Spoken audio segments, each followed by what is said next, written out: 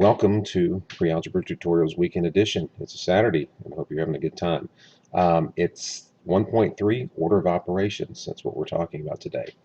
Order of Operations gives us some simple ground rules on how to evaluate expressions. Remember, to evaluate means to find an answer, get an answer. So we have to have these ground rules because with certain expressions, you can get different answers depending on what you do first. So the rules we are given help us to all get the same answer when we evaluate expressions.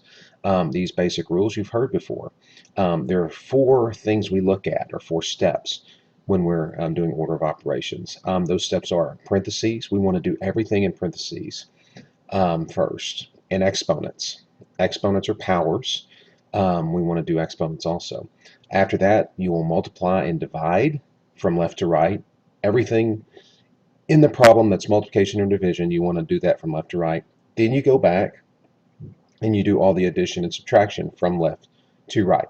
And yes, the order does matter. Now you've heard this described as PEMDAS, okay?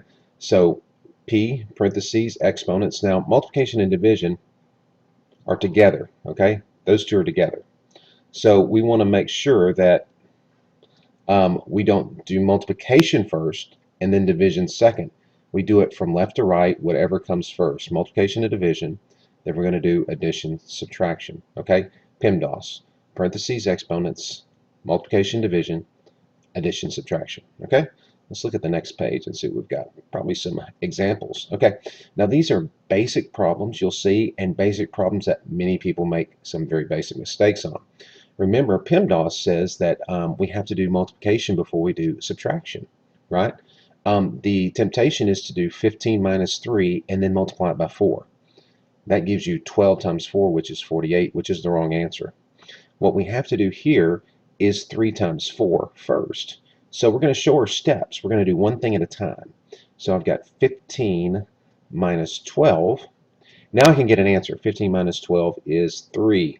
As you can see, that is a far cry from 48.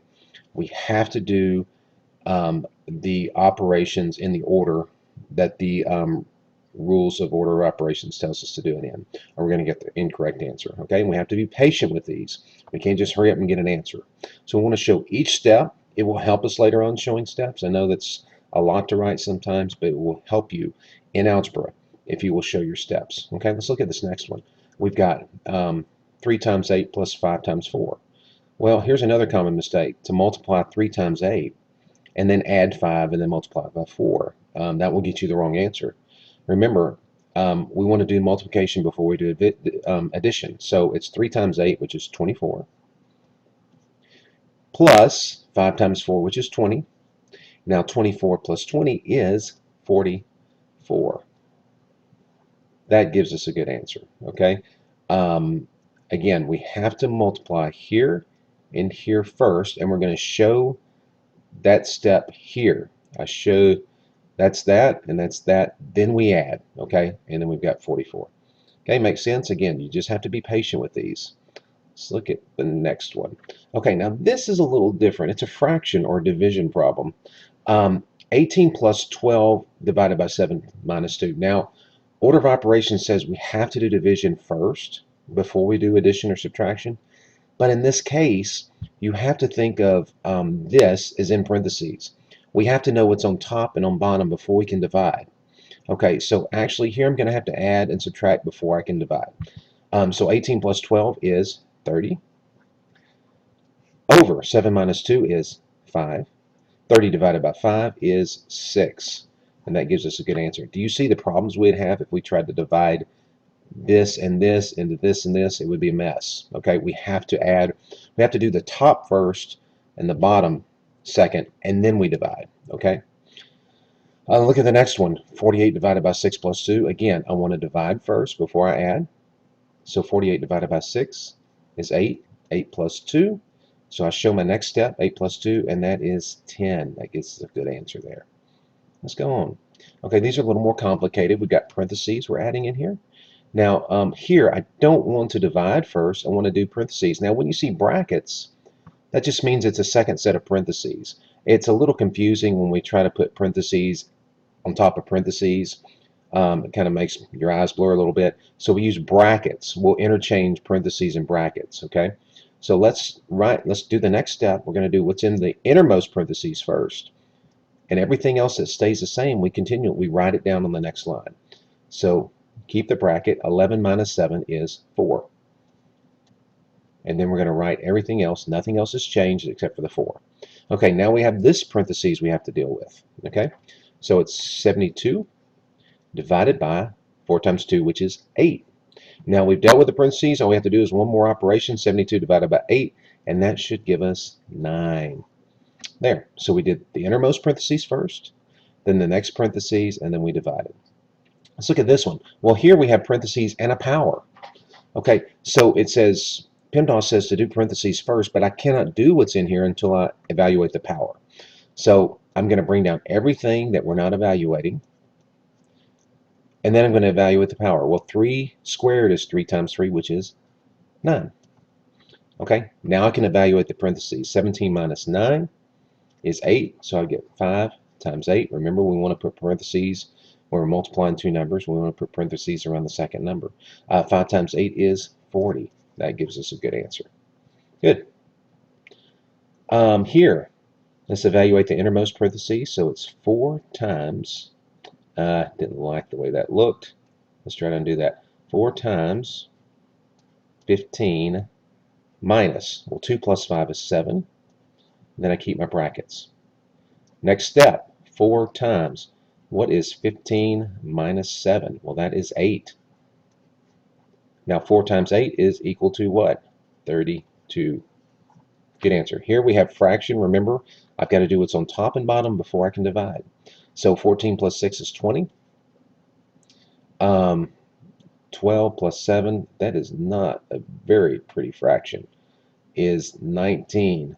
And if we're going to reduce this, I'll try to have only whole numbers answers when we do this. But when I try to reduce this, I get 1 and 1/19.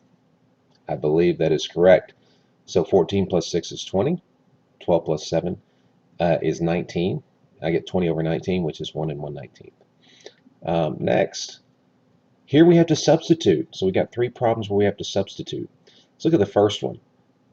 That mathematical term substitute comes into play a lot in pre-algebra. So we want to substitute 5 for z. So we're going to put in a 5 here, and we're going to put parentheses around it. Then I've got substitute 3 for x. That becomes 3 squared. Now I can evaluate. Okay, do the powers. I can go ahead and multiply this because this will not affect this. So I'll have 35 minus 9. And 35 minus 9 is definitely 26. Okay, I think I've run into my other space over here, but we'll see if we can do this. Okay, first substitute. So I get 3 plus 2 times 5 minus 4 minus 1. Big one, but not very hard. Okay, now let's do innermost parentheses first. 3 plus 2 times 5 minus 3. Now let's do the next parentheses. 3 plus 2 times, I'll make that a bracket, parentheses instead of a bracket. 5 minus 3 is 2. Now we've got addition and multiplication. We have to do multiplication first. So that's 3 plus 4. That gives us 7. Good. Next, let's substitute. So 3 times 3 plus 5. That gives us 3 times 8, which gives us 24. If I can remember my multiplication tables. Okay, I think one more thing and we'll be done. Let's do a word problem. We're going to write an expression. Okay, that's all we're doing is writing an expression. So you know we're going to have a variable, and they'll probably tell us exactly what that variable is that we should use. A bush is 3 feet tall. It grows 1.5 feet per year. Write an expression for the height of the bush in y years. Okay, so the question is, or what they're asking for is an expression for the height after y years. So I know I'm going to have y years involved. Y involved in my expression, that variable. So since y is a variable, that means it varies. Okay, so let's vary y, and let's see if that can help us write an expression. If y is 0, how tall is the bush? Well, 0 years means it's right now, so it's 3 feet tall, right? If y is 1 year, then it's 3 feet tall plus what it grew in a year, which is 1.5 feet. So that would be 3 plus 1.5, which would be 4.5. If y is 2 years, well, it started out 3 feet tall, and it grew 1.5 feet per year over 2 years. That gives us 3 feet of growth. So that would be a total of 6 feet. So you see what's happening with what's going on in your mind. We just have to write that mathematically. So what we have, we start out with 3 no matter what, and we're going to add that to what it grows. So in y years, so it's 1.5 feet times the number of years. So when y is 0, we should get 3, which we do. If y is 1, we should get 4.5, which we do. And when y is 2, we get 2 times 1.5, which is 3, plus 3 is 6. And this is an expression that describes the growth. That's not a very good arrow. It's hard to do it with this thing, which describes the growth of that bush. So I hope this helps a little bit. I hope we continue to look at word problems and not fear them, but actually pick out the pieces that we need and just do the math in our mind and try to translate what's going on in our mind onto paper in a mathematical expression. Okay? This is it for today.